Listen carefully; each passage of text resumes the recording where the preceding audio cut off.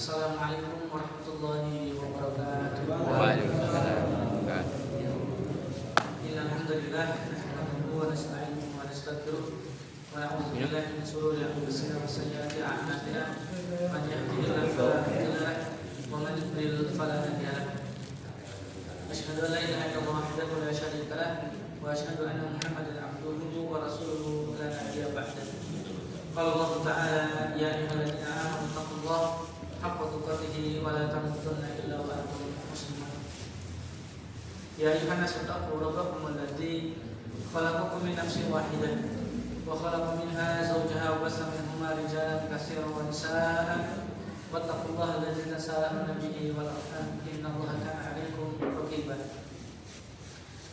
Wa qala Nabi sallallahu alaihi wasallam man yuridillahu bihi khairan yufaqihuhu fid din amma ba'du.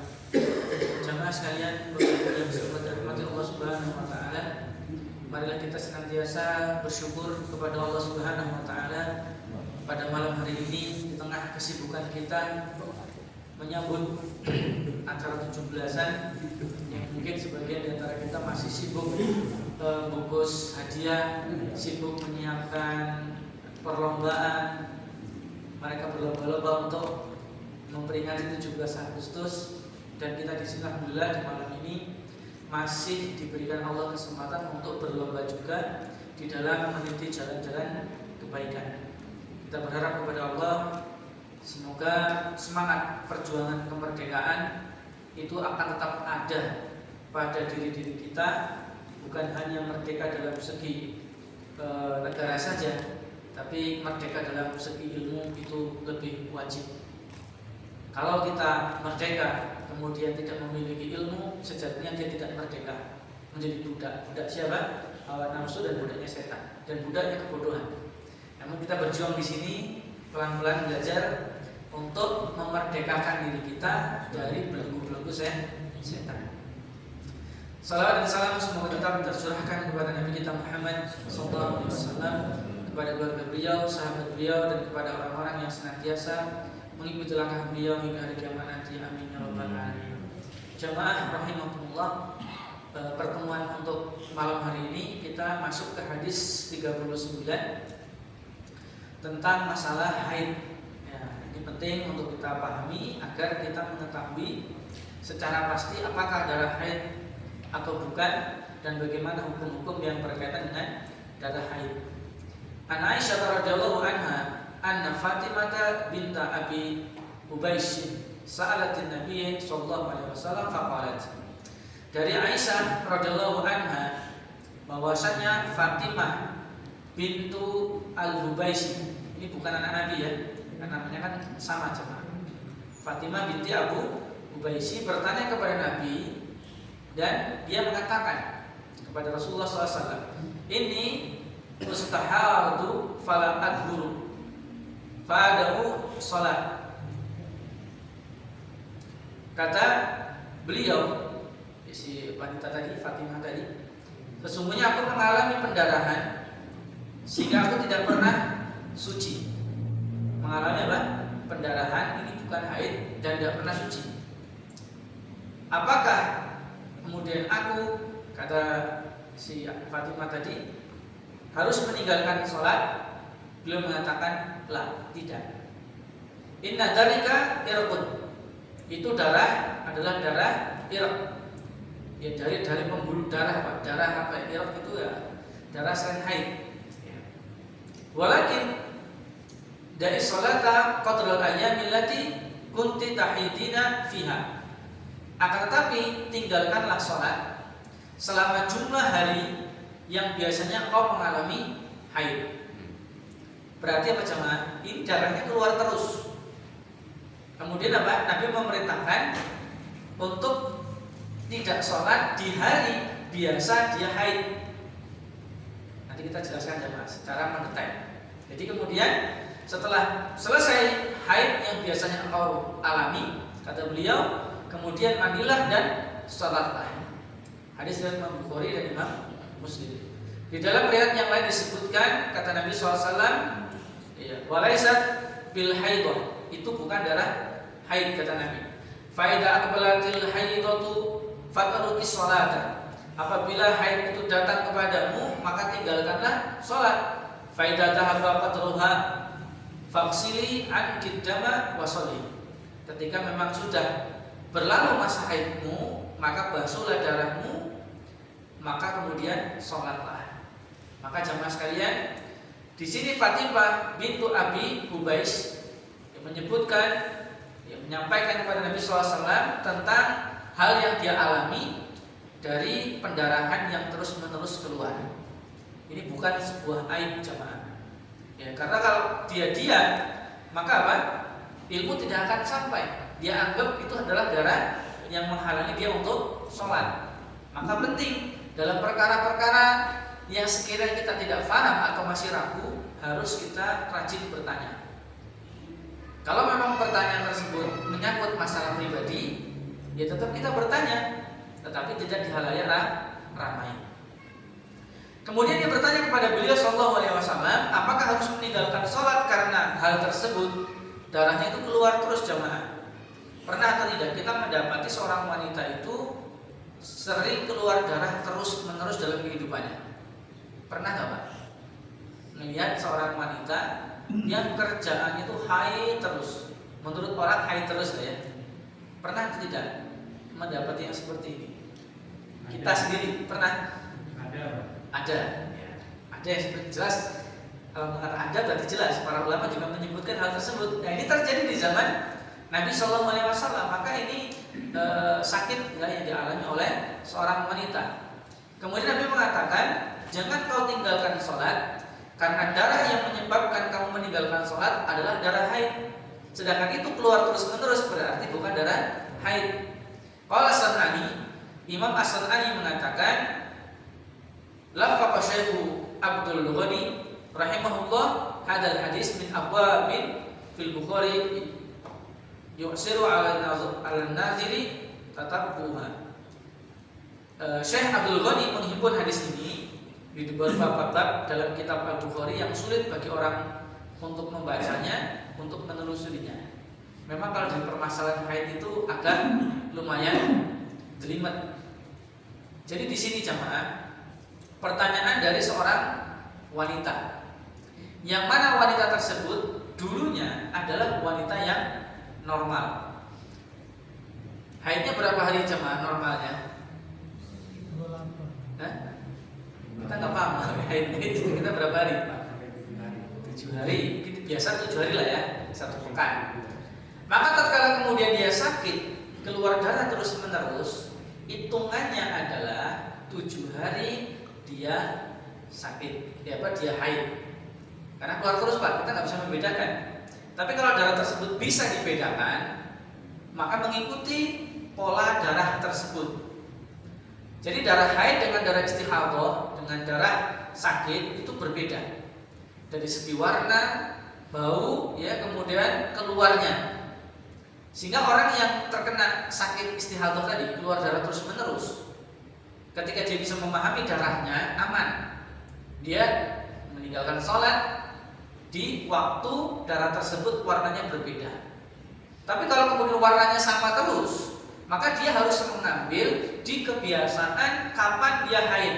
Makanya seorang wanita itu paham betul kapan dia haid, itu paham Pak. Ya, sehingga dihitungannya adalah meskipun darahnya keluar terus, kemudian berbeda, tidak berbeda ya sama, maka dia tidak meninggalkan sholat atau haid itu di berapa waktu yang biasanya dia kerjakan. Kalau kemudian darah istihadhahnya keluarnya itu sebelum dia haid, keluar terus Pak, ya dia nggak tahu haidnya kapan, maka dia mengambil umumnya wanita yang seumuran dengan dia untuk dia meninggalkan sholat dihukumi haid. Kalau yang udah sakit kan enak ya, mudah ya kita siklusnya bisa kita pahami. Tapi kalau dia sakitnya dari gadis belum haid, dia sudah keluar darah terus menerus, ya maka hitungannya mengikuti daripada wanita yang seumuran dia dalam haidnya. Ya, ini panjang Pak kalau bahasannya kita bahas lebih mendalam. Nanti insya Allah disebutkan di rincian terakhirnya. Kemudian wa hadza damul ladzi yusibuki laisa dama haidin. Darah yang keluar darimu itu bukan merupakan darah haid. Wa inna huwa damu irqin munfajirin. Itu merupakan darah pembuluh, darah yang pecah. Jika keadaannya sebagaimana yang kau sebutkan, kata beliau, itu darah terus-menerus kepadamu itu keluar di hari-hari biasa dan di hari-hari haid juga sama, maka tinggalkan sholat pada hari-hari haidmu yang seperti biasa. Dan apabila masa tersebut telah berakhir, hari biasa haidnya, maka dia harus membersihkan darah dan mandi janabah, kemudian mengerjakan sholat meskipun darah tersebut masih keluar. Namanya orang sakit, Pak. Bukan berarti kemudian berarti alhamdulillah meninggalkan sholat karena haid terus kan, senang dia. Bukan. Itu harus apa? Harus merasa kehilangan, Pak. Wanita tatkala haid itu jangan malah bergembira. Kalau ada wanita haid bergembira, ini perlu dinasehati. Bila dibatasi sama Allah ibadahnya kok malah senang. Ya. Kalau kita, Pak, yang dikasih bonus sama Allah enggak sholat, seperti wanita haid, senang apa sedih, Pak? Senang, Ustaz, enggak sholat ya enak ya. Enggak puasa kan. Kemudian enggak, ya hal-hal yang ibadah itu terbatas ya. Harusnya kita merasa kehilangan, merasa sedih, merasa kalau kita itu kehilangan sesuatu yang besar ya, jadi jangan malah kita malah senang. Mayu khatumul hadis, pelajaran apa yang dapat kita ambil dari hadis ini jamaah? Al-farqu baina damil istihadati wa baina damil haid. Perbedaan antara darah pendarahan atau darah haid. Faqad istihadha wa huwal mutlaq wa amma damul haid falahu waqtun khasun. Darah pendarahan atau istihadha itu memiliki waktu yang khusus. Memiliki haid memiliki waktu yang khusus, sedangkan istihadha itu tidak memiliki kekhususan. Jadi dia keluarnya sesuai dengan apa? Sakitnya dia. Ya, tidak seperti haid. Kalau haid kan khusus. Ini ada kita jelaskan sedikit perbedaan jamaah sekalian antara sifat darah. Kalau darah haid secara umum itu berwarna hitam atau sangat gelap. Karena ini kan darah kotor. Kemudian lebih kental. Kita pernah, Pak, lihat darah haid istri kita? Saya sendiri belum. Karena sama istri sumutin, Pak. Saya pengen lihat sebenarnya, tapi istri sumutin, jangan nanti jijik katanya. Ya wis lah, terserah kamu. Yang penting saya tahu dari kitab-kitab ulama disebutkan bahwasanya warnanya hitam benar. Kemudian kental, ya. Kemudian berbau lebih kuat, ya. Atau tidak sedap, anyir kata istri. Wes gak mau, saya gak mau nyium ya. Kemudian keluar dengan aliran yang lebih kuat ketimbang darah istihadha. Kalau istihadha itu dia ngalirnya kayak orang luka, Pak. Itu kan ngalirnya nyata ya. Dan gak disertai rasa sakit. Namanya darah ngalir tiba-tiba netes gitu kan, lepas luka. Tapi kalau darah haid dia ada alirannya. Kemudian rasanya biasanya apa? Sakit. Kalau belum keluar gumpalannya, ini menurut yang saya tahu ya dari informasi istri, itu sakitnya luar biasa. Jadi jangan ngomong, kamu tuh perempuan haid renjen, aleman. Itu katanya, Pak, sakitnya luar biasa. Saya juga belum pernah merasakan karena kita nggak pernah haid ya. Tapi kalau udah keluar gumpalan hitam besarnya itu, baru kemudian plong dan enak. Dan mood istri, ya apa ya? Bahasa kita apa? Mood ya. Emosi emosional itu ketika haid itu berbeda dengan waktu hari-hari biasa. Dan itu tuh ketika datang haid itu menyampaikan langsung, kalau saya haid nanti hormonnya berubah, moodnya tuh berubah. Jadi kalau melihat aku ada nesu dikit, nggak usah diladeni, tinggal aja, nanti kan sembuh sendiri. Ya betul, Pak. Kalau misalnya lagi haid kemudian sensi, kita marah, malah nambah banting pintu. Itu kalau istri saya, nggak tahu kalau istri panjenengan gimana ya. Jadi nambah jeder gitu. Saya mikir lagi, lagi haid, memberikan maklum jamaah. Tapi kalau lagi waras, Pak, jangankan banting pintu, ngomong di depan suami dengan agak keras, saya nggak berani.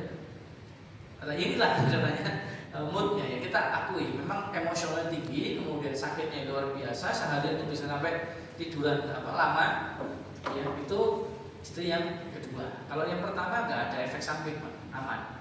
Jadi nggak parah, nggak berubah, ya biasa aja ketika haid. Ya, ini untungnya ya. Ketika haid keduanya ya masih ada yang emosi, ada yang enggak. Kalau panjenengan sekalian kan ya tergantung ya istrinya lah ya.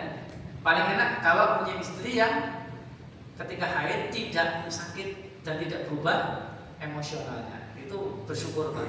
Jangan kita kemudian kufur nikmat ya.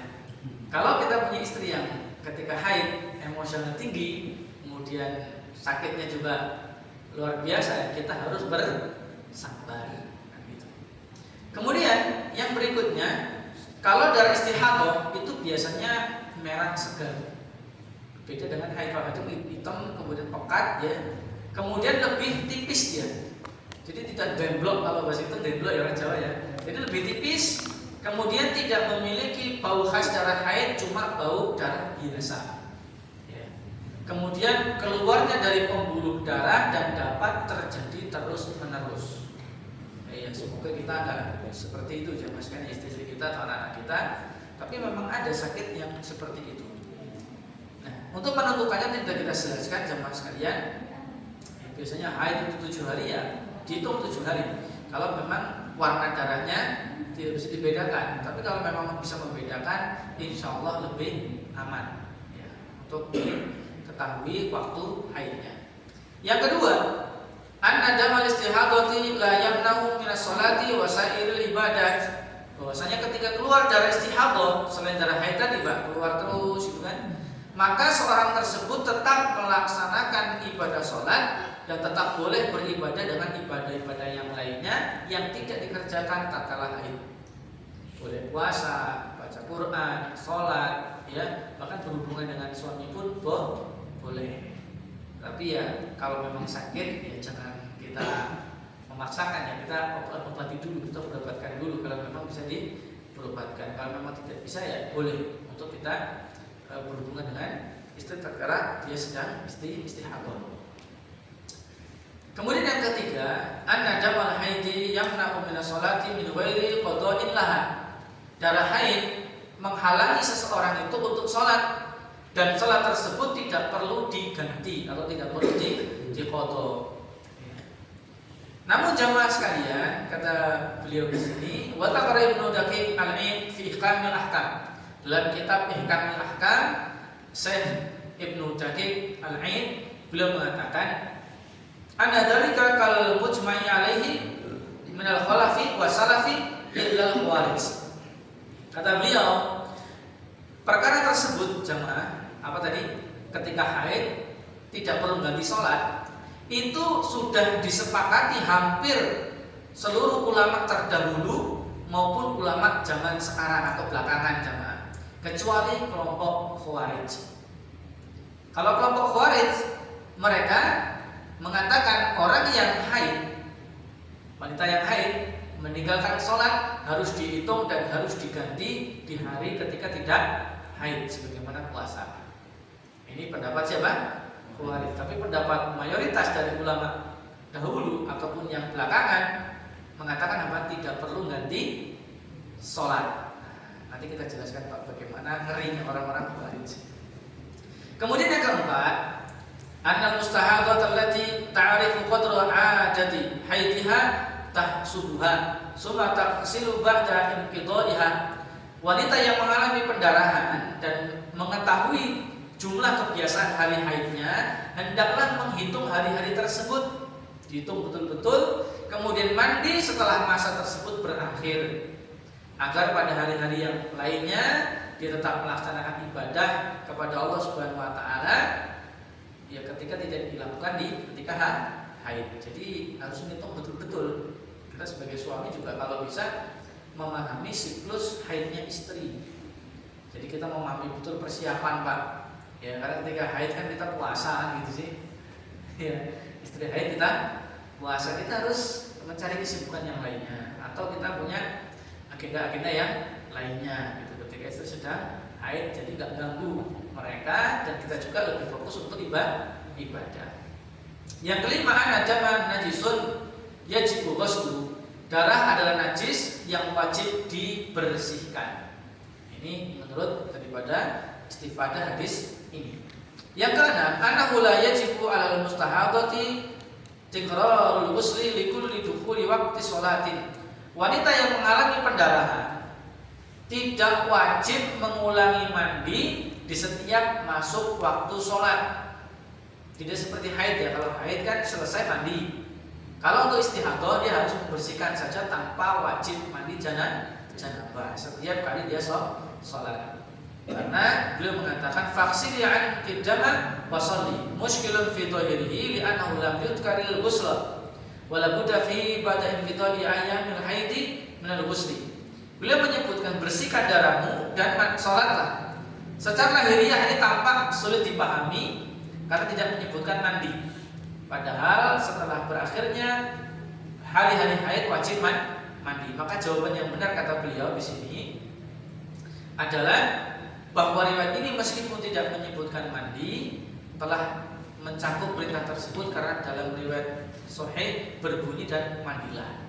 Nah, ini membingungkan juga Pak, apa namanya pendapatnya di sini. Jadi yang paling mudah adalah apa? Kita memahami wanita mengalami pendarahan tidak wajib mengulangi mandi setiap masuk sholat. Jadi cukup berwudu dan membersihkan darahnya. Ya, meskipun ada khilaf juga biasanya kan. Maka yang beliau sebutkan di sini, dia tidak perlu capek-capek, tapi tetap membersihkan darah Pak. Ada mandi boleh, tapi tidak wajib. Sebagaimana kewajiban mandi janabah setelah haid. Ya. Tapi kalau memang siklus haid di tengah-tengah pendarahan tadi, dia tetap mandi wajib, mandi janabah. Ya.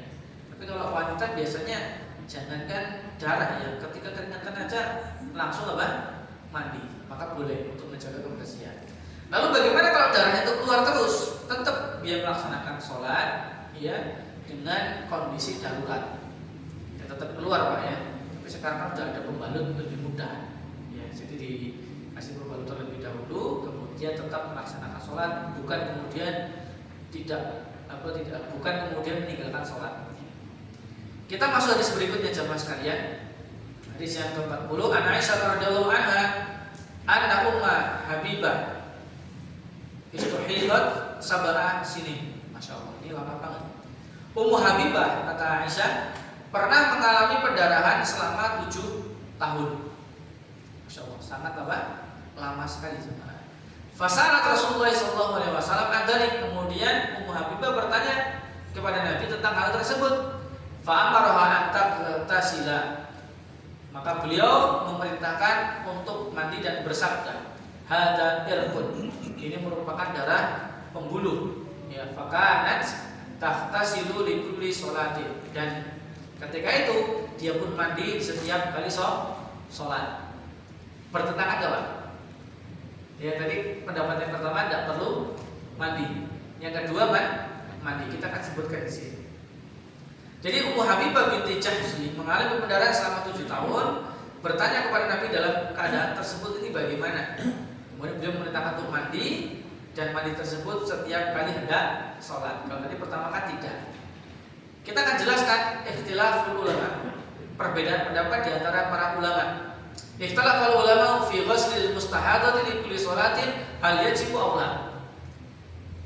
Para ulama berbeda pendapat tentang wanita yang istihadah, pendarahan, apakah dia wajib mandi setiap kali sholat atau tidak. Ini kita bawakan pendapatnya jamaah sekalian. Fadhaba ba'dhum ila wujubihi amalan bi ahaditsa waradat bidzalika fi ba'di sunan.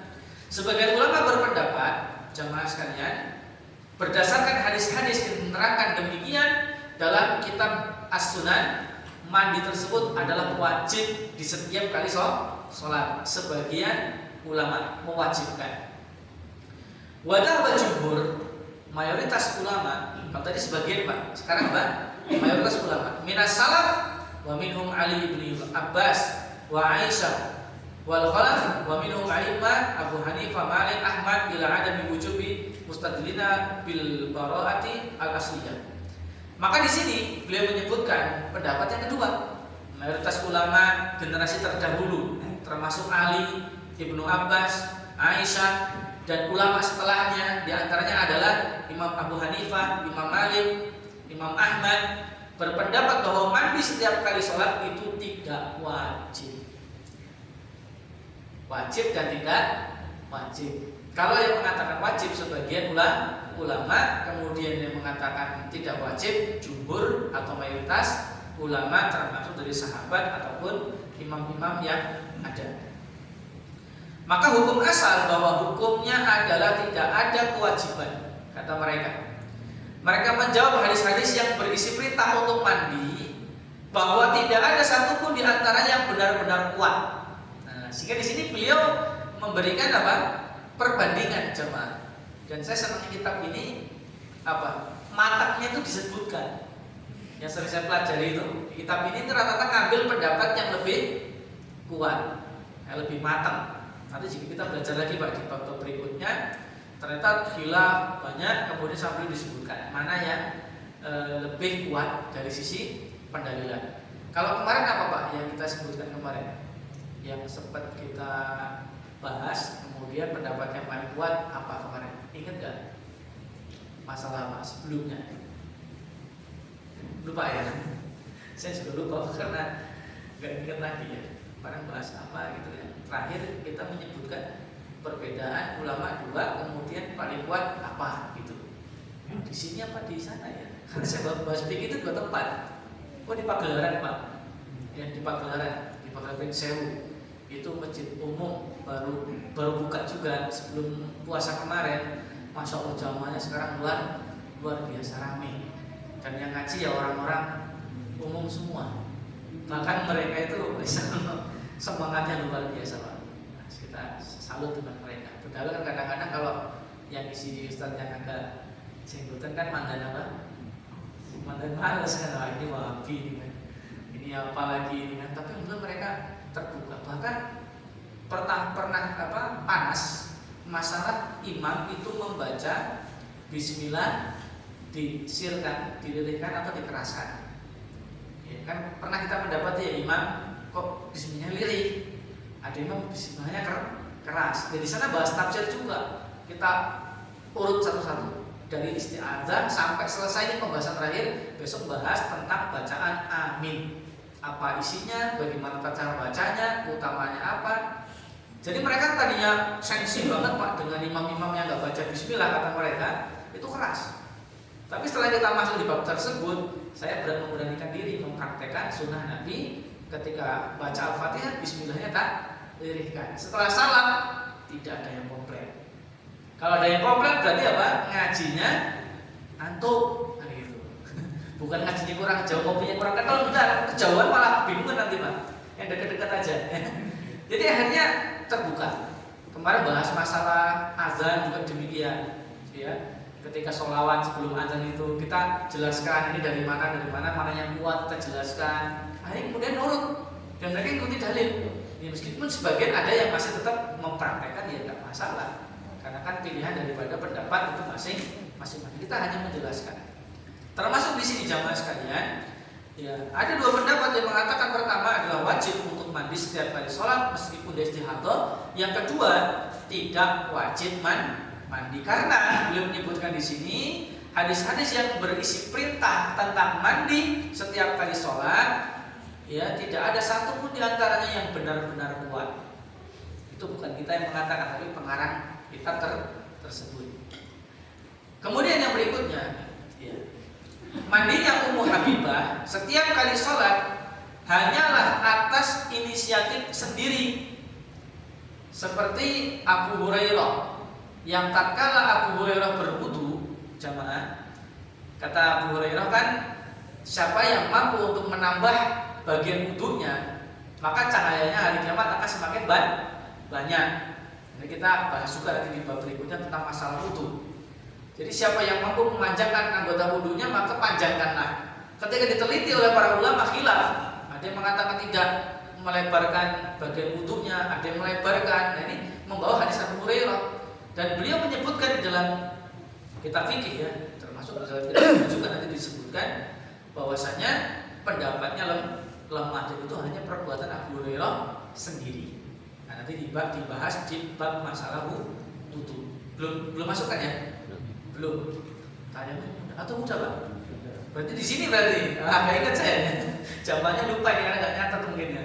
Nggak masalah lah. Yang penting kita kan memahami. Kan kemarin kan pembahasannya apa? Melebihkan sampai lebih, kemudian kemudian basuh kaki lebih dari atas mata kaki. Kan pendapatnya kuat apa? Tidak melebihkan anggota wudu. Nah, hadisnya dibantah. Itu termasuk perbuatan Abu Hurairah sendiri. Maka di sini jamaah sekalian, Ummu Habibah mandi setiap kali sholat, ya. Maka apa jamaah? Ini inisiatif Ummu Habibah sendiri, bukan karena Nabi memerintahkan untuk mandi setiap kali sholat. Beliau hanya memerintahkan untuk mandi, sebenarnya disebutkan dalam riwayat yang sahih itu untuk mandi apa? Janabah. Ya.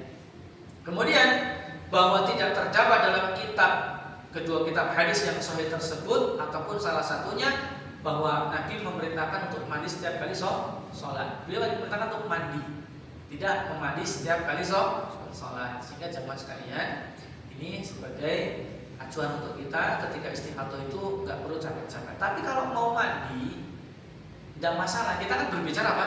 Hukum. Kalau memang wajib, ya harus dikerjakan. Karena kalau tidak mandi setiap kali sholat, nggak sah sholatnya.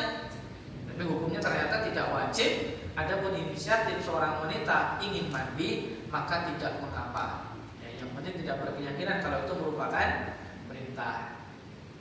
Pelajaran yang dapat kita ambil dari hadis ini cuma satu jamaah. Ya. Wujubul ghusli 'ala mustahadati 'inda intihai 'iddati ayami haidiha. Wanita yang mengalami istihadah wajib mandi itu setelah berakhirnya jumlah hari haidnya saja. Kemudian hadis berikutnya jamaah sekalian, dari Aisyah juga, beliau mengatakan, "Kuntu aghtasilu ana wa Rasulullah SAW min ina'in wahidin." Aku pernah mandi bersama Rasulullah dalam satu wadah. Maksud jemaah, bukannya perlu dibak bareng, enggak, ya, ngambil air itu dalam satu wadah. Dalam keadaan kami berdua sedang junub, keduanya sedang junub. Ya. Kemudian beliau Shallallahu Alaihi Wasallam memerintahkan kata Aisyah, yang muruni fa'attaziru fayubashiruni wa ana hamidun. Beliau memerintahkan aku untuk mengenakan kain penutup, kemudian beliau bermesraan denganku ketika aku sedang haid. Nah, ini hukum lagi, hadisnya pendek tapi hukumnya banyak, pelajarannya banyak. Wa kana yukhriju ra'sahu ilayya wa huwa mu'taqifun fa'aghsiluhu wa ana haidun. Beliau pernah mengeluarkan kepalanya kepadamu, kata beliau, kata Aisyah, ketika beliau SAW sedang iktikaf. Lalu aku mencuci kepala beliau sementara aku sedang haid. Dari berapa hadis ini Pak? Riwayatnya ada 3 lafadznya, ada 3 penjelasan di sini, kita akan jelaskan. Maka beliau menyebutkan dalam kitab ini, istamal hadzal hadis wa ala salasati masail. Hadis ini mencakup 3 hukum. Yang pertama, anna Nabi SAW wa zawjatahu kana yahtasilani minal janabati min ina'in wahidin. Nabi SAW beserta istrinya mandi dalam satu bejana, satu tempat air, keduanya dalam keadaan junub. Kemudian kata beliau, li'anal ma tahirun la yadurhu dharafu al-junubi minhu. Air hukum asalnya apa? Suci, tidak bisa dinajiskan sebab karena ngidup air di tempat tersebut adalah orang yang junub. Ya. Makanya kadang-kadang sebagian orang itu salah memahami jemaah. Kita sudah berwudu, nimbahin air teman kita, pakai apa? Ember. Tangan kita nyenggol air tersebut. Teman kita nggak mau wudu Pak. Itu air apa? Mustakmal katanya. Apa mustakmal Pak? Telah dipakai. Berarti Pak disentuh doang, dan itu masih banget saya ingat ketika saya masih ngaji di masjid kampung saya. Jadi waduh ribu, kok harus tiba lagi kok sampai capek Pak? Ya, karena kena air. Berarti kan udah butuh ya, karena kan ganti temannya. Ya, ternyata ketika kita bahas hadis-hadis yang ada, air itu hukumnya adalah suci, tidak ada yang menajiskan meskipun sedang junub, karena kondisinya apa? Bersih sama sekali, tidak najis. Jadi jangan kita anggap kita adalah najis, dan jangan sampai orang yang junub anggap dirinya adalah najis, Sebagaimana Abu Hurairah itu melipir ketika ketemu Nabi dalam keadaan junub, gak mau ketemu. Karena menurut Abu Hurairah apa? Ya, gak pantas lah kayak lo. Nabi menjelaskan. Oh ternyata orang yang junub itu bukan najis. Kemudian jamaah rahimahullah, ya, jadi air yang ada di tempat wadah tersebut tidak tercemar dengan cidukan orang yang sedang junub apabila telah mencuci kedua tangannya sebelum memasukkannya ke dalam wadah. Sebagaimana penjelasan apa? Wudu kita kemarin. Ini hukum yang pertama. Jadi jamaah sekalian, hikmahnya juga ada yang lain. Nabi SAW itu senantiasa mandi dengan istrinya. Ini merupakan hal yang dapat menumbuhkan kecintaan antara suami dan istri. Dipraktekkan jamaah minimal apa sudah? Sudah lah insyaallah ya. Pas pengantin hanya sekarang mau mandi bareng ya sekitar bujang-bujang Ustaz dengan ya minimal ada praktek. Kalau tidak ada anak-anak ya silakan kita mandi bareng. Ya, tidak ada masalah suami dimandiin sama istrinya. Ya, kadang-kadang kan suami kalau mandi kan nggak bersih ya, nggak seperti istri itu kadang-kadang greget. Bini enggak mandi kok gitu, bersih sih. Kosong kayak mandi motor itu Pak. Tidak masalah mandi bareng gitu kan dengan istri kita. Ini merupakan hal yang memang dicontohkan Nabi untuk kita itu menumbuhkan kasih sayang. Dan banyak pelajaran-pelajaran yang ada. Kemudian yang kedua jamaah sekalian, anna Nabi sallallahu alaihi wasallam arada an yusyarri'a li ummatihi fil qurbi min al-hadidi ba'da an kana al-yahud wala la yu'akilunaha wala yudajimunaha. Yang kedua hukumnya apa? Nabi bermaksud menetapkan bagi umatnya tentang bolehnya berdekatan dengan wanita yang sedang haid. Karena apa? Sebelumnya orang-orang Yahudi tidak akan makan bersama wanita yang sedang haid dan tidak tidur bersama wanita yang haid. Nabi memerintahkan apa jemaah? Untuk menutupi dan beliau berjumpa dengan istrinya. Maka boleh seorang suami kemudian berjumpa dengan istrinya dalam keadaan haid tanpa berhubungan. Paham ya jemaah ya? Kita akan memperdalam, kita jelas insyaallah. Ini menunjukkan apa? Kita menyentuh wanita haid itu boleh. Memeluk wanita haid, mencium istri kita boleh. Kalau orang-orang apa? Yahudi dibuat kandang sendiri Pak. Gak boleh makan bareng keluarga, gak boleh tidur bareng keluarga ketika haid, disingkirin. Dianggapnya apa? Najis. Coba Pak, kalau wanita sekarang digitukan gimana?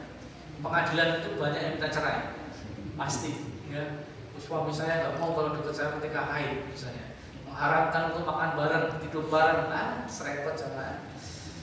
Jadi ini syariat Islam, beliau mencontohkan kepada kita, ya, bahwasanya boleh untuk kita berhubungan dengan istri atau berjumpa tanpa berhubungan badan, ya, ketika haid. Yang ketiga hukumnya, anal haidu la tadkhulul masjidah li alla tulawisahu. Wanita yang haid itu tidak boleh masuk masjid agar tidak mengotorinya. Oleh karenanya jamaah sekalian, Nabi tidak keluar dari masjid menuju tempat Aisyah berada, tetapi beliau mengeluarkan kepalanya, ya, ketika berada dalam masjid, lalu Aisyah mencucinya dan mensisiri rambut beliau. Sudah pernah belum Pak disisiri sama istrinya? Belum pernah. Disisiri Bu, ya. Makanya bapak-bapak besok ajak istrinya Pak. Ngaji, ajak istrinya. Ini banyak faedah itu rata-rata untuk wanita sebenarnya di bab ini ya. Berarti punya istri dibawa besok. Ya. Jadi suami itu minyak rambut, disisiri, ya. Ketika keramas dikeramasi, dikerimbat misalnya, silahkan. Itu bentuk pengabdian seorang istri kepada suami. Ya hal-hal yang sepele itu kalau bisa menumbuhkan cinta ya kita lakukan jamaah. Dan untuk menjadikan istri itu sayang perhatian sama kita tuh gampang. Kita apa Pak? Puji, ya. Itu langsung Pak. Coba saja. Dan seringan ya. Istri kita tuh kalau kita alam Pak, masya Allah tuh anjingnya pol, kemudian orang tua. Wah, pokoknya kaca pintu rumah itu itu dipel 5 kali sehari itu bisa jadi. Seorang kesel bahwa hilang semua rasa capek ketika nyuci baju. Ya, coba nanti ya di rumah atau minimal bawa ke Indomaret misalnya. Wes mah duitnya, senang banget sama dipijeti kita, insya Allah. Dan ini Nabi SAW masya Allah digambarkan dalam hadis ini. Aisyah itu menyisir rambut beliau. Kalau kita praktekkan seperti ini, dianggapnya apa Pak? Aneh-aneh paus dibawa kayak gitu. Nabi dengan istri beliau seperti itu, mencontohkan, ya supaya apa? Menunjukkan kemesraan di dalam berkeluarga. Ya, tapi jangan di depan ramai ya Pak ya. Kita kalau di depan ramai nanti ya kita timbul fitnah. Kayak lu ngaji ngono, akhirnya kan timbul peristiwa aneh gitu. Tapi masya Allah, seorang suami ketika dilus-lus rambutnya Pak, seneng nggak? Seneng. Wah, saya tidur langsung Pak, seneng banget saya Pak. Kalau tidur di petani itu kan, bersihin, kadang di apa, lus-lus, itu masya Allah kita tidur tuh nyaman betul. Ya, makanya ibu nanti dipraktekkan ya, bapaknya dilus-lus ketika mau tidur gitu. Nah kemudian, ya, hal ini menunjukkan bahwasannya beliau mengeluarkan kepala tadi. Berdekatan dengan wanita yang sedang haid tidak dilarang untuk melakukan kegiatan semacam ini. Beliau menetapkan kelapangan setelah sebelumnya terdapat kesulitan yang dilakukan oleh orang Yahudi. Ya, jadi kalau untuk wanita masuk masjid ke dalam keadaan haid, ini terdapat perselisihan banyak di antara para ulama. Ada yang mengatakan boleh ketika dengan syarat tidak mengotori, ada yang mengatakan tidak boleh sebagaimana orang yang junub. Tapi nanti kita bahas di berikutnya Pak ya. Kita nggak bahas karena memang panjang. Pelajaran apa yang dapat kita ambil dari sini? Yang pertama, bolehnya 2 orang dalam keadaan junub mandi dalam menggunakan satu wadah air. Ya, tempat airnya satu, baknya satu. Ya. Yang kedua, bolehnya bermesra dengan wanita yang sedang haid pada bagian tubuh selain kemaluan dan bahwa tubuhnya tetap suci, tidak menjadi najis karena haidnya. Tidak sebagaimana perilaku orang-orang Yahudi. Yang berikutnya, disunahkan bagi wanita yang sedang haid mengenakan kain penutup ya tatkala bermesraan supaya tidak kelewat batas. Kita harus memahami wanita yang sedang haid tidak boleh dihubungi. Nah, ini ada beberapa orang yang seperti saya sampaikan kemarin ya, ibu-ibu 5 tahun pernikahannya dalam keadaan haid pun masih berhubungan badan dengan suaminya. Itu ada Pak, dan itu orang Islam. Nah sekarang kalau kita tanya di masyarakat, pakai jilbab menurut orang Islam zaman sekarang wajib apa tidak? Wajib, tapi lebih banyak yang tidak tahu hukum pakai jilbab. Dan yang lebih heboh lagi Pak, orang pakai jilbab besar, pakai cadar, tapi orang kaos kakian. Padahal aurat kan menurut ulama wajah dan telapak tangan. Dia boleh dinampakkan oleh seorang wanita. Nah ada, dia pakai cadar, masuk pakai cadar, kemudian pakai handsock itu, tapi di bawahnya tidak pakai kaos kaki. Ini lebih parah. Ya, ada yang seperti itu zaman? Ada. Saya pernah lihat. Waduh, ini kok belum paham. Berarti kan hanya mungkin tren ya atau ikut-ikutan saja. Bahkan ada yang pakai cadar, tapi ternyata masih joget-joget depan kamera. Sekarang sulit Pak membedakan mana yang betul-betul bercadar baik, mana betul-betul yang tidak bercadar baik. Itu sulit membedakan sekarang. Nah kita harus berhati-hati. Tatkala bercadar konsekuensinya juga berat. Harus mempraktekkan betul-betul syariat agama Islam. Kemudian yang berikutnya, mengambil langkah-langkah yang dapat mencegah terjatuh dalam perkara yang diharamkan. Jadi kalau ada perkara yang diharamkan harus dicegah jalan tersebut. Seperti tadi, berhubungan dengan wanita ketika haid itu harus dikasih penutup. Maksudnya apa? Ditutupi supaya tidak kebablasan. Ini wasilah agar tidak terjatuh dalam perkara yang haram. Jadi perkara haram apapun yang ada dalam kehidupan kita hendaklah kita halangi supaya tidak terjatuh dalam perbuatan tersebut. Kemudian yang berikutnya jamaah rahimahullah, mad'ul haidi al masjid. Wanita itu dilarang masuk masjid ketika haid. Karena Aisyah tidak masuk masjid ya. Tapi nanti ada khilaf panjang sama. Kemudian bolehnya wanita sedang haid menyentuh benda-benda dalam keadaan basah maupun kering, termasuk mencuci rambut dan menyisir rambut. Ini membantah hurufat yang ada di masyarakat kita. Saya masih ingat Pak, wanita haid orang oleh gawe tape. Bener nggak? Iya. Ya kan? Kenapa? Anyep. Anyep, kecut apa nggak manis. Ini dari mana jamaah? Hurufat. Sedangkan dalam syariat Islam, wanita yang haid itu boleh mubah menyentuh benda-benda dalam keadaan basah maupun kering. Gawe tape dalam keadaan haid boleh. Jangan kita kemakan hurufat. Lu Ustaz, buktinya ada kalau pas haid itu benar-benar kecut. Itu kan mungkin raginya kurang tepat. Lah buktinya ibu saya sendiri kan tadinya ngeyel banget Pak, namanya orang kampung kan. Wes jajal saiki bisa haid gawe tape. Insya Allah dengan takaran Jawa besok manis. Manis Pak, alhamdulillah. Ya, karena tergantung apa? Itu tadi. Karena orang khurafat itu luar biasa. Masa sih wanita haid menyebabkan sampai seperti itu hinanya jamaah. Ketika wanita dikatakan, "Hei, Bu, gak usah gawe tape. Haid ora oleh kok tapenya jadi." Sakit hati gak Pak? Ya kalau ibu-ibu yang bener ya sakit hati, kalau yang gak bener ikut-ikut aja, manggut-manggut aja. Wanita haid gak boleh apa lagi Pak? Metik cabai. Hah? Metik cabai. Metik cabai. Wah, saya baru tahu ini. Ya.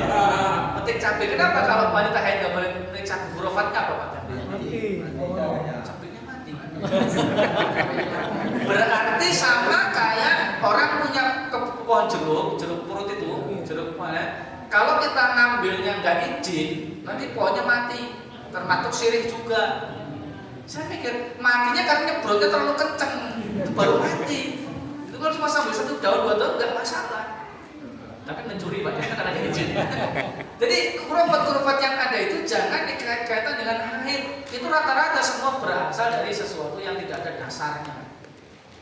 Karena Nabi SAW memberikan kebolehan menyentuh benda kering atau basah itu tetap diperbolehkan, tidak ada ngaruh sama sekali jamaah sekalian. Jadi jangan sampai kita menghina orang yang haid. Dalam Islam itu dimuliakan wanita tersebut. Dan yang terakhir, orang yang sedang beriktikaf apabila mengeluarkan kepalanya dari masjid tidak dianggap keluar dari masjid. Ya, karena Nabi SAW mengeluarkan kepalanya beliau saja dan kemudian dimandikan dan dicuci dan disisir oleh Aisyah radhiyallahu anha. Kita tutup jamaah, sudah selesai ya. Waktunya sudah masuk? Ya. Kayaknya kok cepet banget Masya Allah. Kadang-kadang saya ditegur sama panitia, Ustaz ada tanya jawab Ustaz. Ya kadang-kadang kita nggak, ya tergantung mood juga sih Pak ya. Kadang-kadang kita lagi semangat-semangatnya, kemudian waktunya habis. Kemudian kadang lagi seperti ini Pak, saya lagi pusing sebenarnya hari ini Pak. Nggak fokus. Karena tadi pulang dari mana? Pesisir barat itu panasnya Masya Allah hari ini. Ya merasakan semua itu membuat saya blank juga. Tadi saya udah dari rumah tuh jam 5:11 berangkat dari Beksen. Itu udah berangkat izin, udah dari terus. Saya pikir Masya Allah, udah Bismillah. Anak saya sampai tak bonceng, nggak tak mbahnya tak telat. Kesini jam 6:11, ketinggalan 1 rakaat. Panasnya luar biasa. Tapi insya Allah nanti udah cuacanya udah mulai mendung ya, insya Allah kita juga udah mulai fokus lagi jamaah insya Allah ya. Nanti kita di berikutnya membahas tentang ciri-ciri orang Yahudi yang mana mereka keras dalam masalah haid. Nanti kita jelaskan bagaimana julukan orang Yahudi di sebuah tempat di hadis berikutnya. Setelah itu baru kita masuk bab berikutnya insya Allah. Dan untuk materi rencana saya kepengen mengkopikan ya, memprintkan, tapi insya Allah nanti tak usahakan jamaah karena memang di pondok sekarang lagi pusing-pusing ya, menyusun segala macam program karena pengurus baru sih ya, jadi masih hangat-hangatnya lah semua termasuk PSB ya, kita udah mulai dari masa baru juga ya, insya Allah nanti kita kabarkan berikutnya jamaah. Semoga Allah memudahkan kita untuk bisa kembali di pekan berikutnya, pekan keempat ya. Iya Pak, berarti besok libur. Ya karena saya di Krui, pulang dari Krui gak keburu. Ya besok minggu depan di Krui, pekan keempat. Insya Allah pekan berikutnya di bulan depan. Insya Allah di pekan berikutnya. Kita akhiri subhanakallahumma wa bihamdika asyhadu an la ilaha illa anta astaghfiruka wa atubu ilaik. Assalamualaikum warahmatullahi wabarakatuh.